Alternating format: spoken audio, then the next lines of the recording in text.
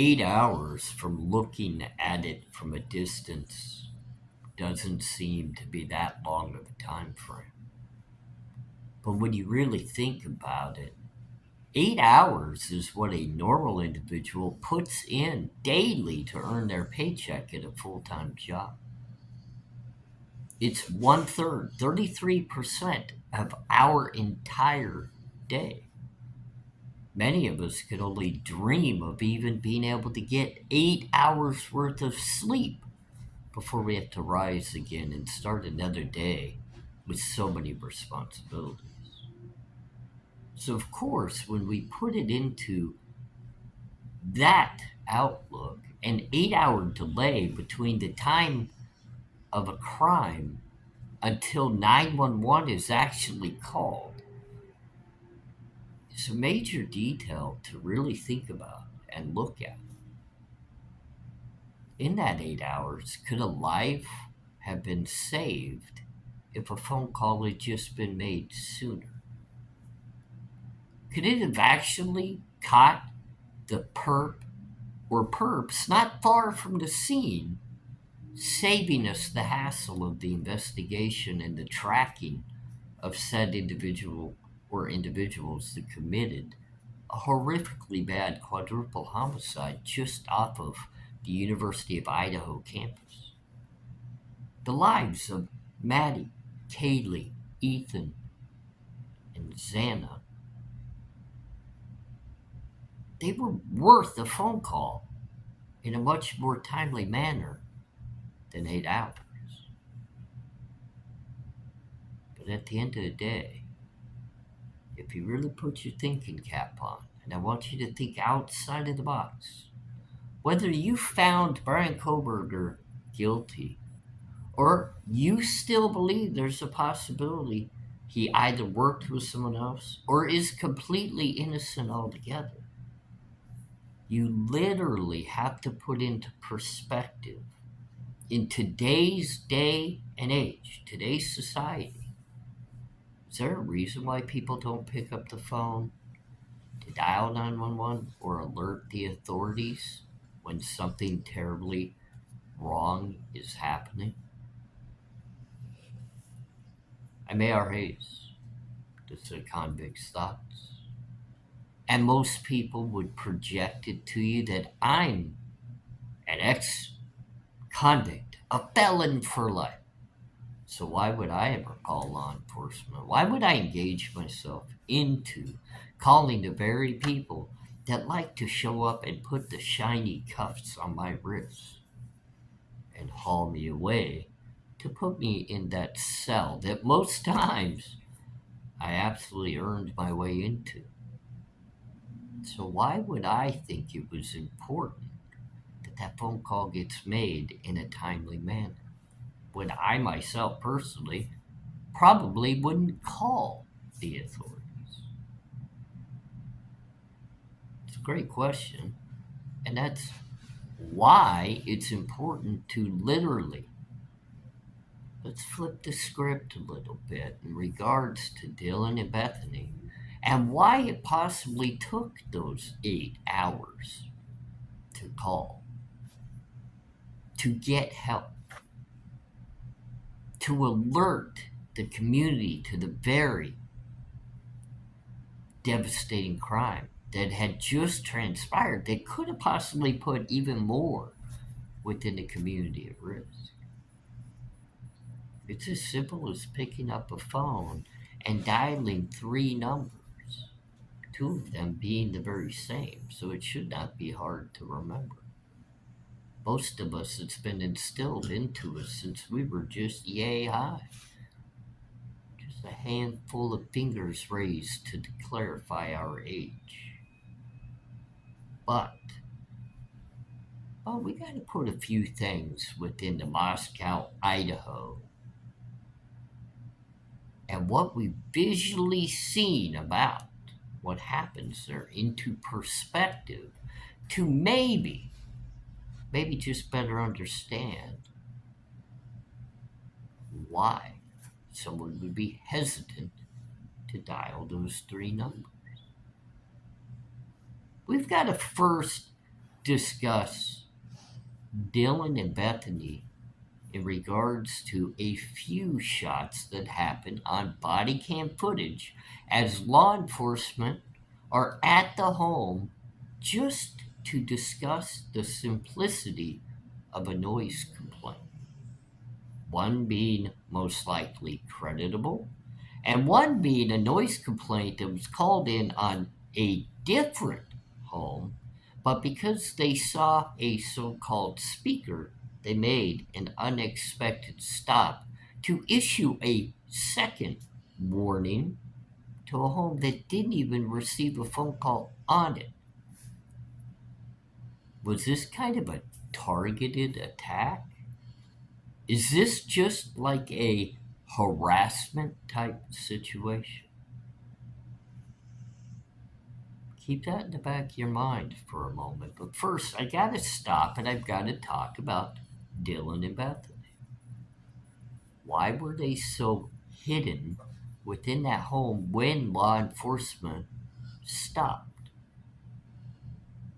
I can understand when Kaylee, Maddie, Xana, Ethan are not at the home and they're out and about, and a party's happening that Dylan or Bethany may actually be the residents at home. They are underage. And if they chose that they wanted to party or drink, typically you can't go out and about to establishments that serve alcohol. Your ID wouldn't say you're old enough to be able to be there and drink. So instead, hey, they're college girls. They gotta have a little fun too, and there's nothing wrong with that. So you have a little party at your place. Maybe go to someone else's place and enjoy a party atmosphere with your friends and loved ones. But when officers begin to show up at your door and you visibly are not willing to come to that door and act responsibility in regards to that being your home, and you're there enjoying yourself, but you won't come answer to law enforcement's questions. Instead, you duck and you dodge, allowing people who don't actually live within the home or one of your older roommates who has no problem coming out to chitter chat with them to handle it all for you. Why are you ducking and dodging? Clearly, a door is answered at the front door by a young lady who to me looks like Bethany, and many others have claimed it's Hunter Johnson's girlfriend. But here's the problem that I have with that situation. If that's true, and it is not Bethany and it's somebody else, and that young lady goes to get two individuals, two males. They come to the front door to talk with law enforcement, one being Hunter, who just, if you really keep this in the back of your mind too, is always at the home when law enforcement shows up and is always one that comes out and speaks with law enforcement. Remember that. But those two gentlemen make the solid claim there is no residents that live in that home there to speak to law enforcement. Right then and there, party should have been over. Everybody should have been removed out of that home.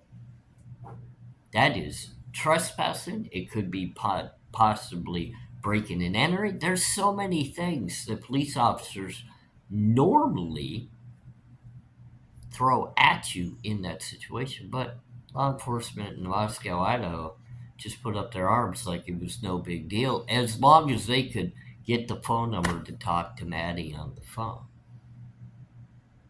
How'd they know that was Maddie on the phone and not just another college lady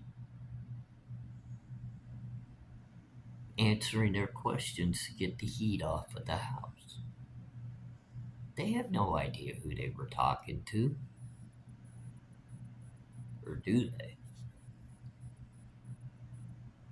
But why did the young lady have to run to get others rather than just staying and answering the officer's questions? Because she could have very easily got Maddie on the phone as well. Why did she duck and dodge and run?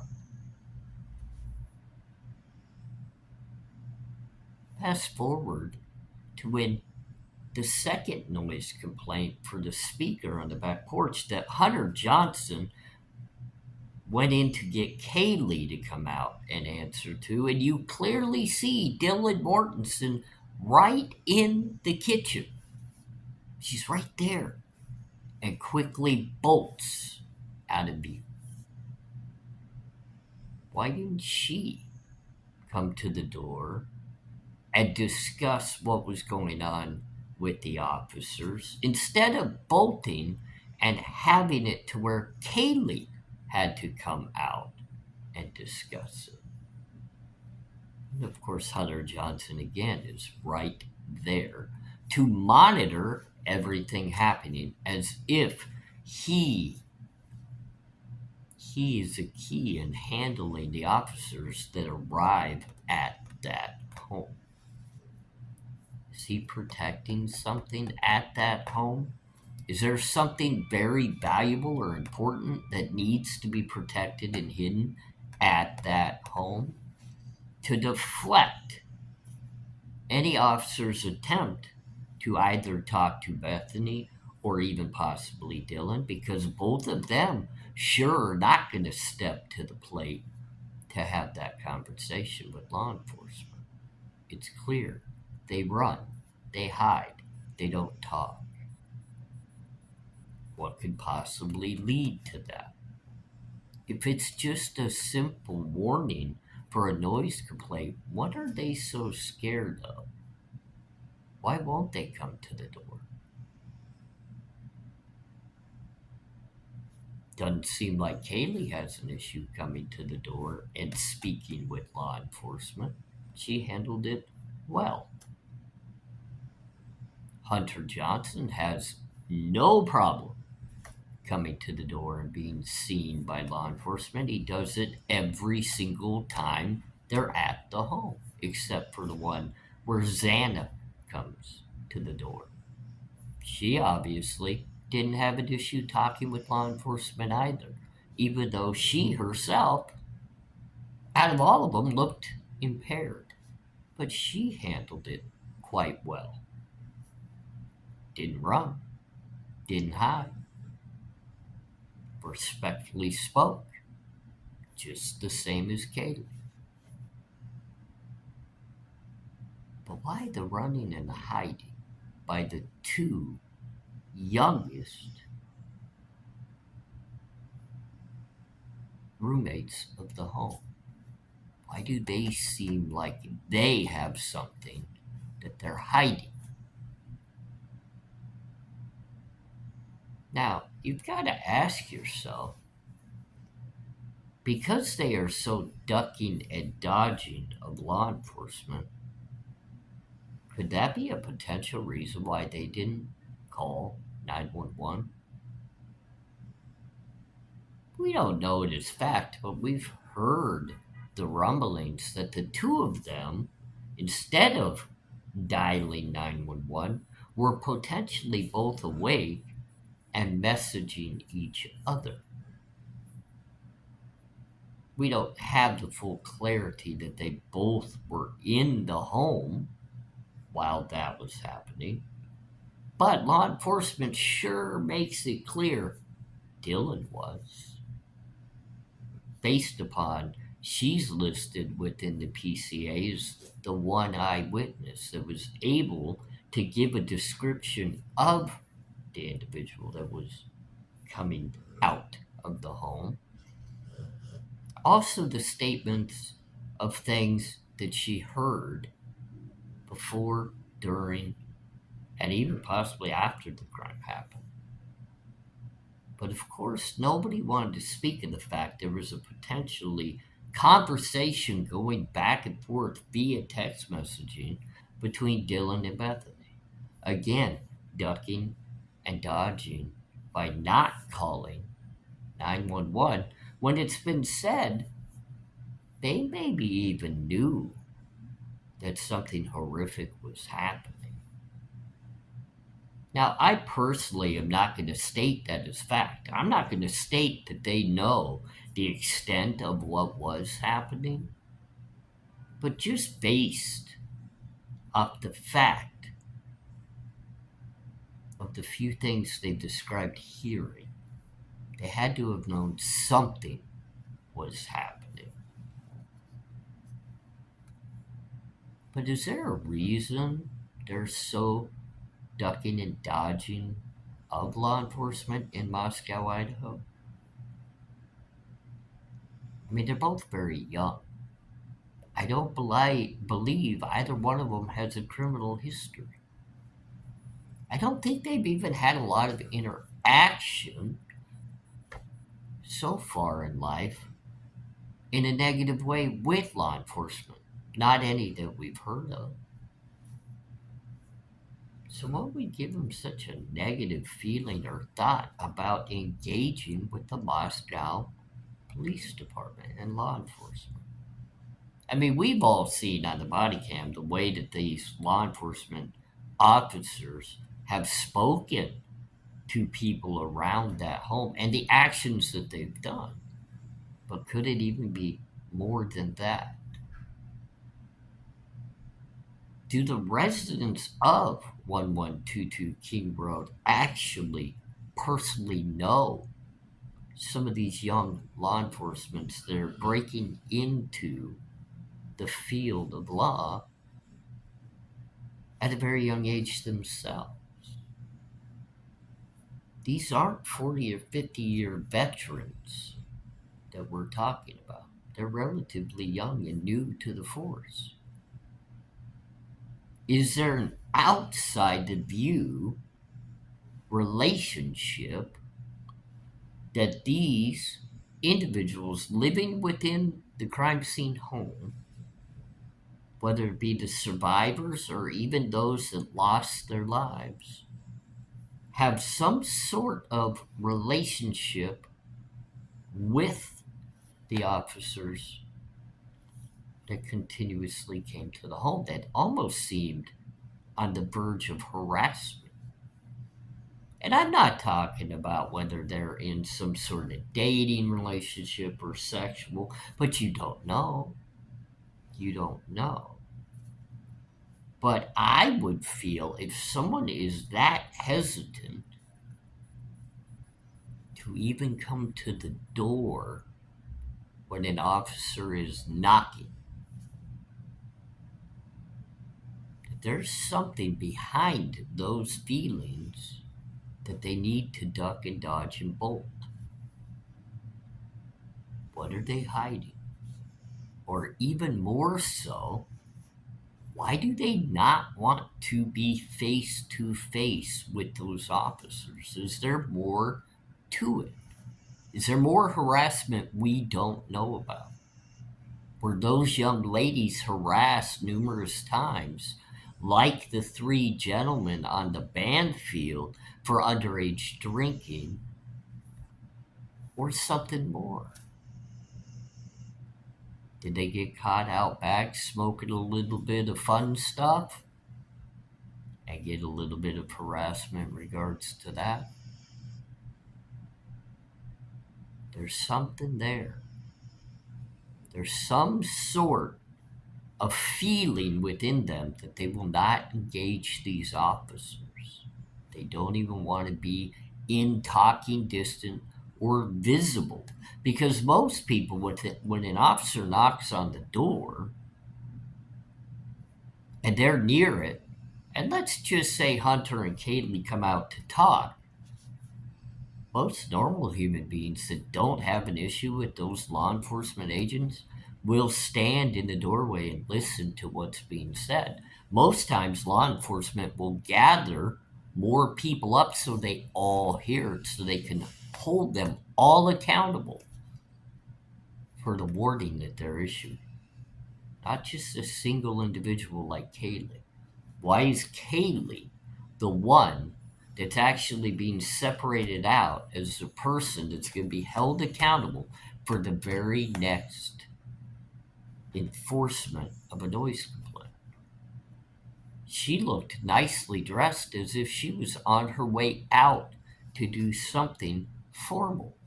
She looked nice. So you're telling me Kaylee's going to be the one that's going to be held accountable for a warning for a noise complaint if she goes out that evening, is nowhere even near the home, and it's Bethany and Dylan partying at the house with the likes of Hunter Johnson and everybody, you're going to hold Kaylee accountable? Why are you not going to ruffle them all into the same circle and warn them all? That way, if Dylan and Bethany are there later, when the noise complaint actually comes through that you've issued the warning on, you can hold them accountable. There's sketchiness within that. Is that maybe why the body cam footage was leaked? Is so that we could see the ducking and dodging by these two individuals of the home? The only two that were unwilling to come to the door. They were very near when the officers arrived. We all want to look at it as if Kaylee was maybe the one, if law enforcement had an issue, they had an issue with her. Maybe it was Xana because they spoke with her. They spoke with Maddie on the phone. Maybe that's not who they actually had the issues with. You just never know if you kind of think outside the box. Ducking and dodging typically means you're hiding something, and to have to hide something means that you're doing something that could possibly get you in trouble. Did you sell a little of something to a little somebody over here that's within law enforcement? You guys do understand that not all law enforcement avoids partaking in what's party favors or a little bit of fun times. Law officers, law enforcement individuals get into relationships with people as well. Both of those ladies were over the age of 18. They could date anybody or have sexual relationships with anybody they wanted to, especially in a small college town like that. It's just food for thought.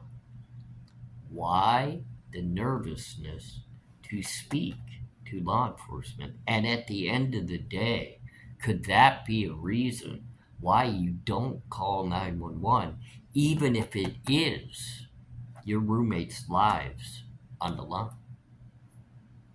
You're going to duck and you're going to dodge. And maybe that's why instead of being helpful within the investigation and even willing to testify, you leave the state altogether and make it hard to get a statement from in regards to the case.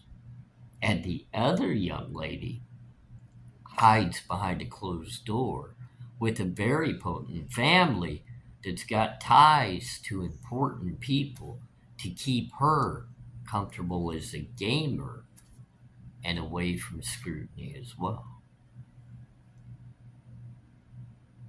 Ducking and dodging, ducking and dodging, ducking and dodging from day one through the entirety of the case.